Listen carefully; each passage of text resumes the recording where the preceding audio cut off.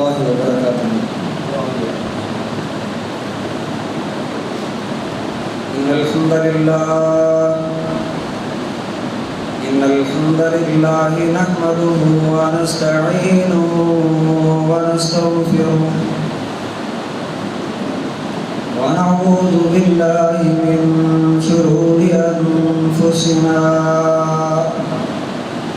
ومن سيئات أعمالنا. من يهده الله فلا مضل له ومن يضلل فلا هادي له. وأشهد أن لا إله إلا الله وحده لا شريك له وأشهد أن محمدا عبده ورسوله. يا أيها الذين آمنوا اتقوا الله حق تقاته ولا تموتن إلا وأنتم مسلمون. يا أيها الناس اتقوا ربكم الذي خلقكم من نفس واحدة وخلق منها زوجها وبث منهما رجالا كثيرا ونساء. واتقوا الله الذي تساءلون به والأرحام إن الله كان عليكم رقيبا.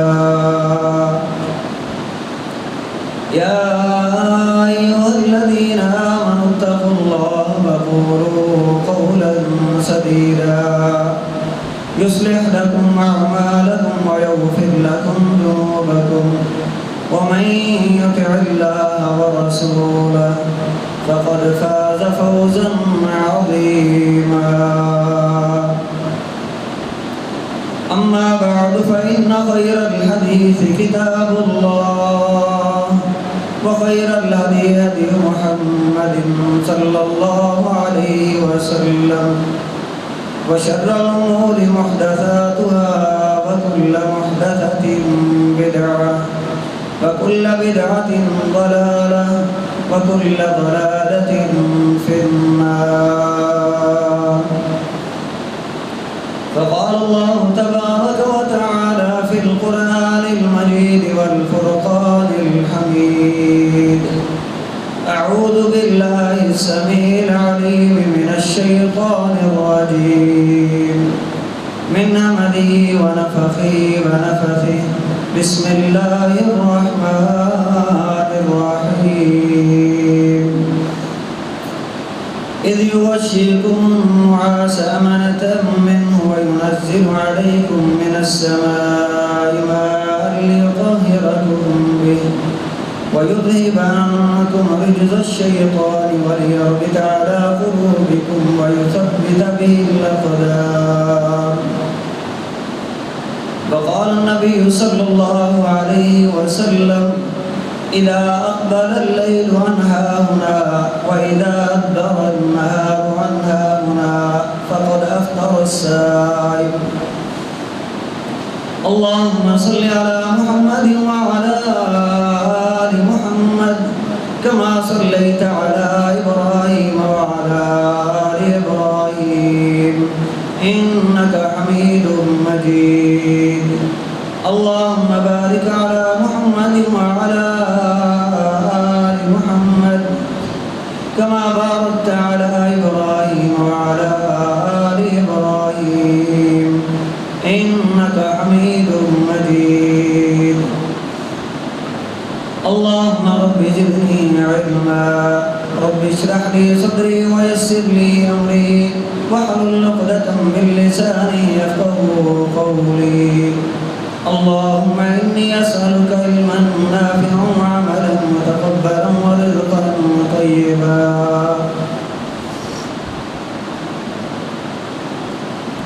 ہما قسم کی حمد و ثنا، تسبیحات، تعریفات، تمجیدات اللہ جل جلالہ و عز اسمہ ولا الہ غیرہ کی پاک اعلیٰ مقدس حضرات کے لیے خاص و مختص ہیں۔ انگنت بے شمار بے حساب درود و سلام آقا دو جہاں امام الانبیاء سرچشمہ رشدہ ہدیٰ امام المتقین شفیع المذنبین امام المجاہدین جناب محمد رسول اللہ صلی اللہ علیہ وآلہ وسلم کی پاکیزہ ذات پر، جس ذات پر رب کائنات نے پوری کائنات کے لیے رحمت للعالمین بنا کر کے بھیجا، جس ذات کے آنے سے اس دنیا کائنات کے اندر رشد و ہدایت کا عالم بلند ہوا۔ معزز سامعین، رمضان المبارک کا دوسرا جمعہ المبارک ہے۔ انشاءاللہ العزیز کچھ احکام و مسائل کے حوالے سے بات ہوگی۔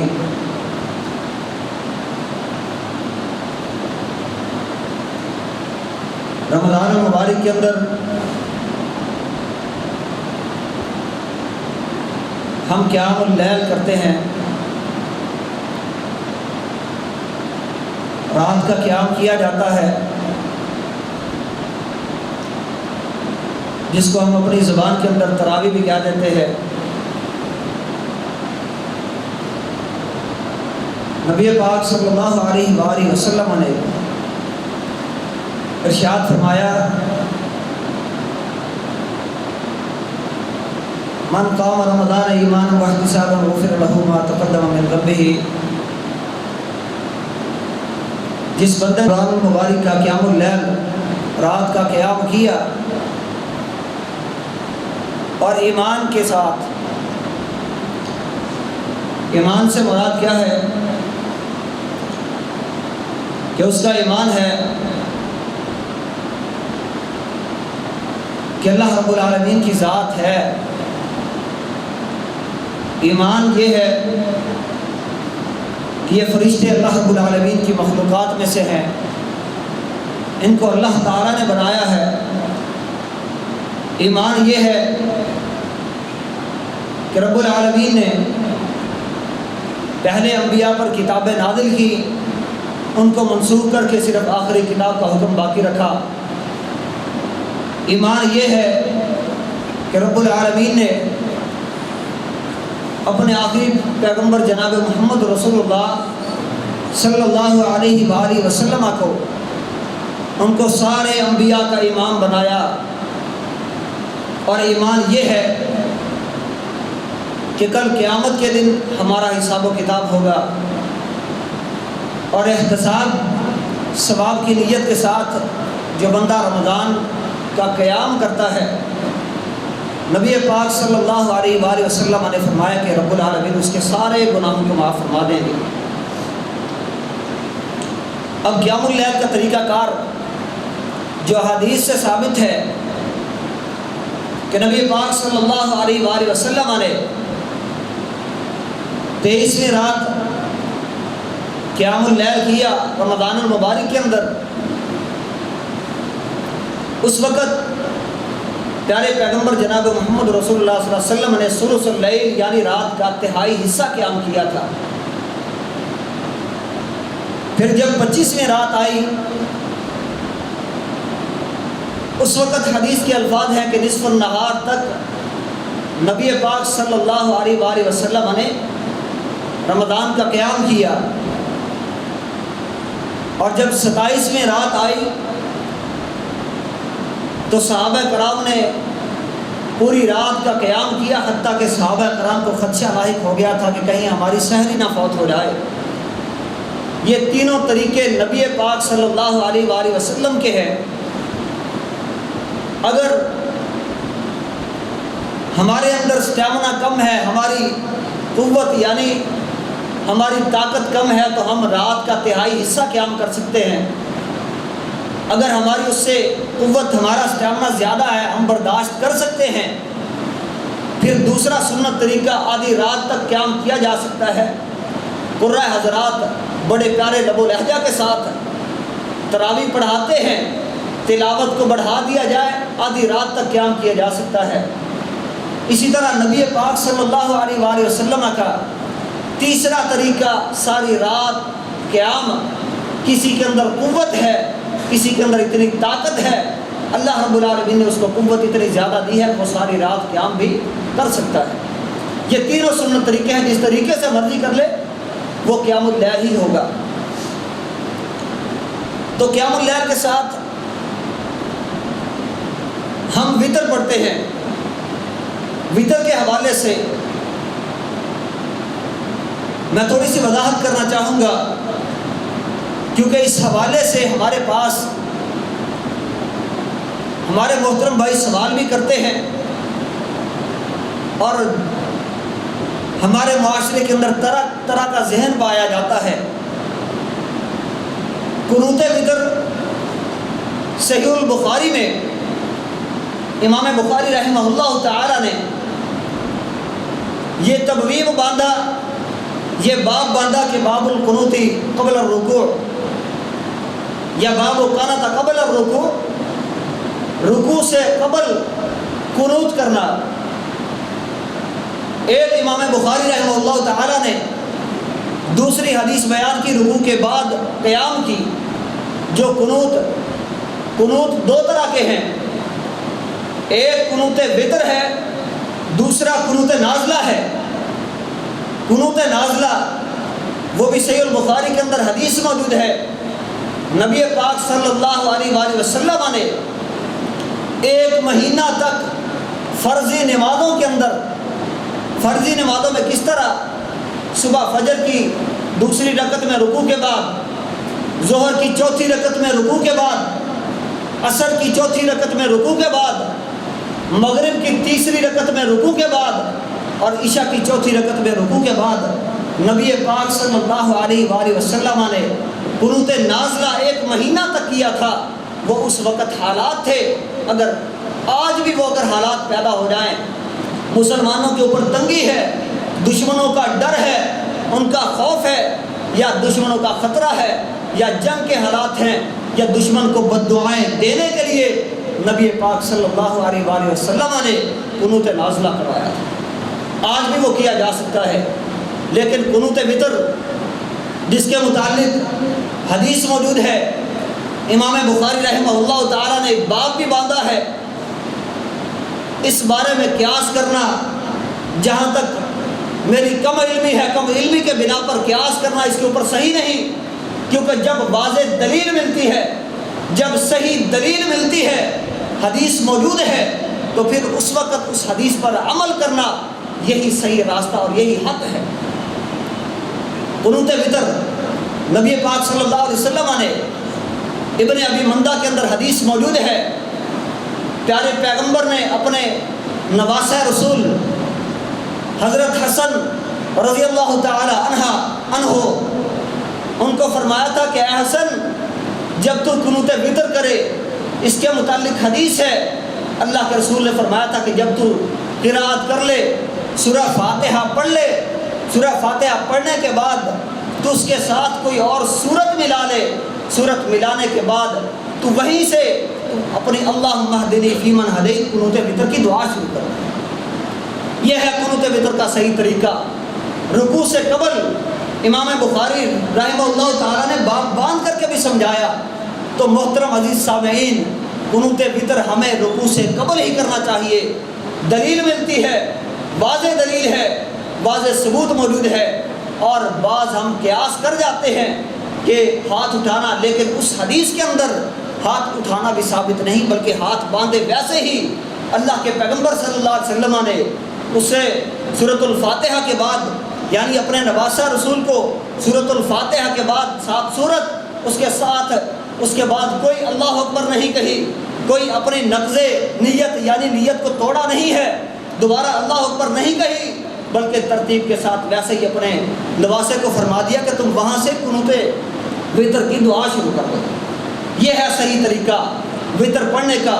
ویسے تو دنیا کے اندر 3 طریقے پائے جاتے ہیں وتر پڑھنے کے، ایک رکوع سے قبل ہے، رکوع سے بعد ہے، یا پھر رکوع سے قبل ہاتھ باندھے، اور اس طریقے کے ساتھ رکعات پڑھنے کے اندر بھی ترتیب مختلف ہے۔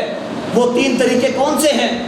یا تو تینوں رکعتوں کو اکٹھے بغیر دوسری رکعت میں اتحیات بیٹھے، مغرب کے ساتھ مشابہت نہیں دینی، تو تیسری رکعت کے اندر رکوع سے قبل وتر کی دعا پڑھی جائے، تو یہ ہے ایک طریقہ۔ پھر دوسرا طریقہ کہ رکوع سے 2 رکعتیں علیحدہ پڑھی جائے، رکوع سے قبل تیسری رکعت کے اندر وہ علیحدہ پڑھی جائے اور رکوع سے قبل دعا کی جائے، قنوت وتر کی دعا، تو یہ بھی طریقہ صحیح ہے، یعنی دو رکعتوں کے بعد سلام پھیر دینا، پھر تیسری رکعت کے لیے کھڑے ہونا، وہ 1 رکعت الگ پڑھ کے اس کے اندر قنوت وتر کی دعا کی جائے۔ یہ 2 طریقے۔ اور تیسرا طریقہ ہے کہ 2 رکعتیں پڑھ کے اتحیات میں بیٹھ کر کے پھر تیسری رکعت کے لیے کھڑا ہونا، جو کہ صحیح حدیث کے اندر اللہ کے پیغمبر صلی اللہ علیہ وسلم نے مغرب کے ساتھ مشابہت کرنے کی اس سے منع کیا تھا۔ جو تیسرا طریقہ ہے وہ غلط ہے، جو پہلے 2 طریقے وہ صحیح ہے۔ 2 رکعتیں الگ پڑھی جائیں، 1 رکعت الگ پڑھی جائے، یا 3 رکعتیں اکٹھی پڑھی جائیں، دوسری رکعت میں اتحیات کے اندر نہیں بیٹھنا، صرف 3 رکعتوں کے اندر تیسری رکعت کے اندر اتحیات بیٹھنا ہے، اور اسی کے اندر رکوع سے قبل ہم نے قنوت وتر کی دعا پڑھنی ہے، تو یہ تو ہے صحیح طریقہ۔ محترم عزیز سامعین، تو وتر پڑھنے کی دعا یہ طریقہ میں نے آپ کے سامنے بیان کیا۔ بعض ہمارے معاشرے کے اندر بھائی کیا کہتے ہیں کہ ہمارے بڑے یہی کرتے چلے آئے، ہم نے اپنے بڑوں کو دیکھا ہے۔ محترم عزیز بھائیوں، جب دلیل مل جائے، یہ دین کا ایک اسلوب ہے، یہ دین کی خوش اسلوبی ہے کہ جب دلیل مل جائے تو پھر بڑوں کی بات نہیں چلتی، پھر اماموں کی بات نہیں چلتی، بلکہ وہ بات چلتی ہے جو نبی پاک صلی اللہ علیہ وسلم کی بات ہوتی ہے۔ آج ہم اپنے بڑوں کو دیکھتے ہیں کہ ہمارے بڑے کیا کر رہے ہیں، لیکن صحیح طریقہ جو بتلایا صحیح حدیث کے مطابق ہمارے ائمہ محدثین نے اسی طریقے کے ساتھ قنوت پڑھا ہے، قنوت وتر کیا ہے، لیکن قنوت نازلہ وہ رکوع کے بعد کی دعا ہے اور ہاتھ اٹھا کر کے دعا ثابت ہے۔ اور اسی طرح محترم عزیز بھائیوں، چند اور باتیں، یہ 17 رمضان المبارک آ رہا، ایک وقت وہ بھی تھا کہ 17 رمضان المبارک کے اندر جمعۃ المبارک کا دن ہے، صبح کا ٹائم ہے، صحابہ نے صفیں باندھی ہوئی ہیں، بدر کے میدان کے اندر ہے، میدان بدر کے اندر روزے کی حالت کے اندر رمضان المبارک کا مہینہ ہے، تو اس رمضان کے مہینے کے اندر صحابہ کرام جنگ بدر کے لیے صفیں باندھے ہوئے تھے۔ تو اس وقت پہلی قوموں نے بھی روزہ رکھا، ہمارے اسلاف نے بھی روزہ رکھا، نبی پاک صلی اللہ علیہ وسلم کا بھی روزہ، صحابہ کرام کا بھی روزہ، انہوں نے روزے کی حالت کے اندر انہوں نے میدان جنگ کے اندر قتال کیا تھا۔ لیکن آج میرے معاشرے کے اندر، آج ہمارے معاشرے کے اندر یہ بڑھنے والا یہ نوجوان جس کی عمر جوانی کی ہے، تھوڑا سا کام سر پہ آ جاتا ہے تو روزے کو چھوڑ دیتا ہے۔ محترم عزیز بھائیوں، رمضان المبارک کا روزہ، اس کی قدر و منزلت فضیلت اس کی بہت زیادہ، لیکن جو روزہ نہیں رکھتا، نبی پاک صلی اللہ علیہ وسلم نے اس کے لیے بد دعا کی ہے کہ جو بندہ رمضان المبارک کے مہینے کے اندر زندہ ہے، رمضان کے مہینے کو پا لیتا ہے اور روزے نہیں رکھتا، اس کی قدر نہیں کرتا، تو اللہ رب العالمین اس کو ناکام و نامراد کر دے، اس کو تباہ و برباد کر دے۔ محترم عزیز سامعین، رمضان المبارک کے اندر بہت ساری برکتیں یہ مہینہ لے کر کے آتا ہے۔ سحری کے اندر تسحروا فإن فی السحور برکہ، ہم نے یہ سمجھا کہ شاید سحری کھا لینا ہی برکت ہے۔ محترم عزیز بھائیوں، اکیلا سحری کھانا یہ برکت نہیں، بلکہ سحری کھائیں بھی صحیح، سحری کھلائیں بھی صحیح۔ ہماری کوشش یہ ہونی چاہیے کہ ہم اپنے بچوں کو بھی اٹھائیں، بچوں کو اس برکت کے اندر شامل کریں۔ برکت کس وقت آتی ہے؟ جب ہم اکٹھے بیٹھ کر کے کھانا کھاتے ہیں، اس کیفیت کے اندر بچے ان کو چیڑی روزے کا نام دے کر کے ان کو سحری کھلائیں، یا جس طریقے سے مرضی ان کو سحری کھلائیں۔ نبی پاک صلی اللہ علیہ وسلم نے فرمایا تھا تسحروا فإن فی السحور برکہ، سحری کھاؤ، سحری کے اندر برکت ہے۔ اب سحری کے اندر سارے گھر کا ماحول، سارے گھر والے اٹھے ہوئے، بچے بھی ساتھ بیٹھے ہیں، یہ رمضان کا یہ مہینہ، یہ سحری کے یہ برکات، یہ ہم سب کے لیے ہیں۔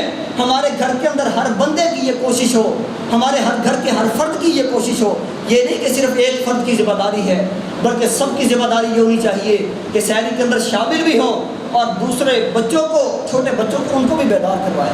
یہ صحابہ کرام ہمارے اسلاف کا یہ طریقہ تھا کہ اس برکت کے اندر اپنے اہل و عیال کو، اپنے بچوں کو بھی شامل کیا کرتے تھے۔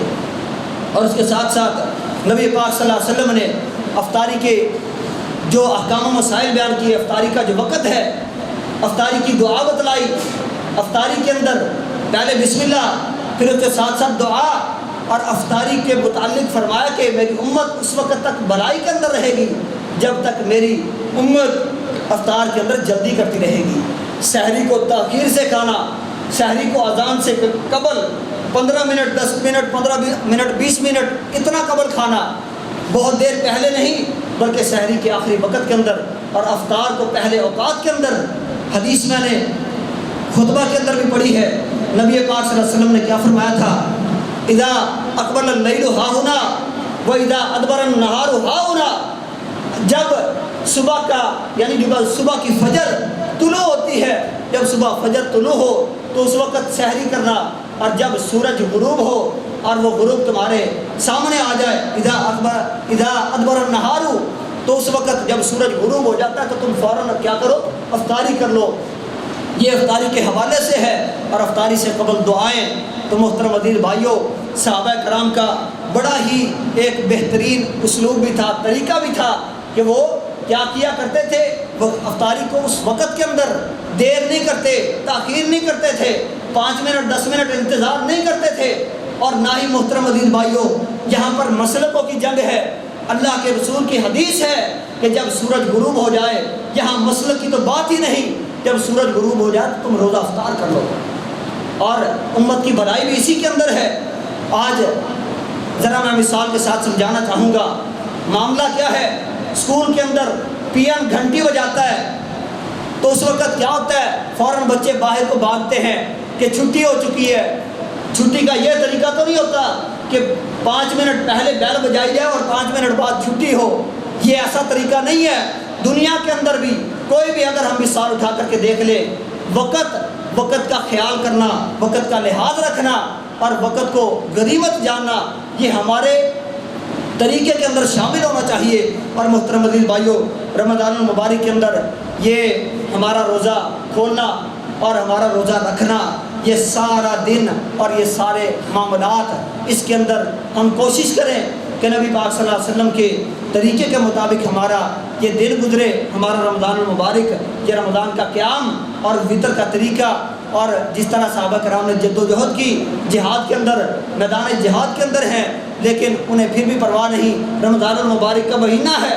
محترم عزیز سامعین، آج ہمارے جوان اور جوانوں کے اندر ہم انہیں محبت کے ساتھ کہتے ہیں کہ اس مہینے کی محبت اپنے دلوں کے اندر بساؤ۔ محبت کے ساتھ جب تم کام کرو گے تمہارا اعتماد بھی بڑھے گا اور تمہارا اعتقاد بھی بڑھے گا۔ جب تک محبت نہ ہو کسی چیز کے ساتھ، اگر ہم رسماً وہ کام کرتے ہیں تو ہمیں اس کی قدر نہیں ہوتی۔ جب کوئی کام اس کی محبت ہمارے دل کے اندر ہو تو اس کی قدر بڑھ جاتی ہے۔ محترم عزیز سامعین، سب کے سامنے یہ اللہ کے رسول کا پیغام، ہم کوشش کریں روزہ رکھیں۔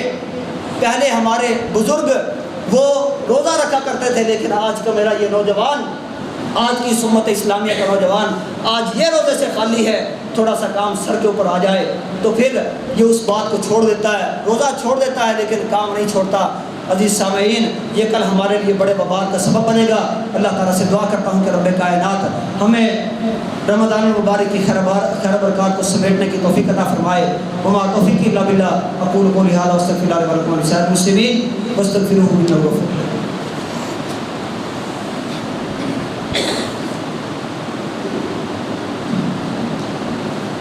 إن الحمد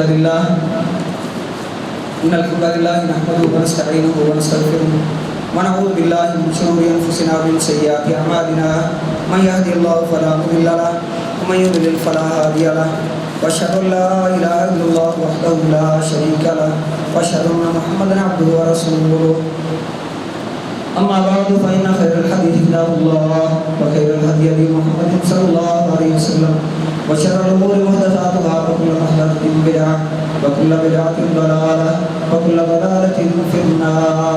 اللهم صل على محمد وعلى آل محمد كما صليت على إبراهيم إنك حميد مجيد. اللهم بارك على محمد وعلى آل محمد كما باركت على إبراهيم وعلى آل إبراهيم إنك حميد مجيد. سبحان ربك رب العزة عما يصفون وسلام على المرسلين والحمد لله رب العالمين.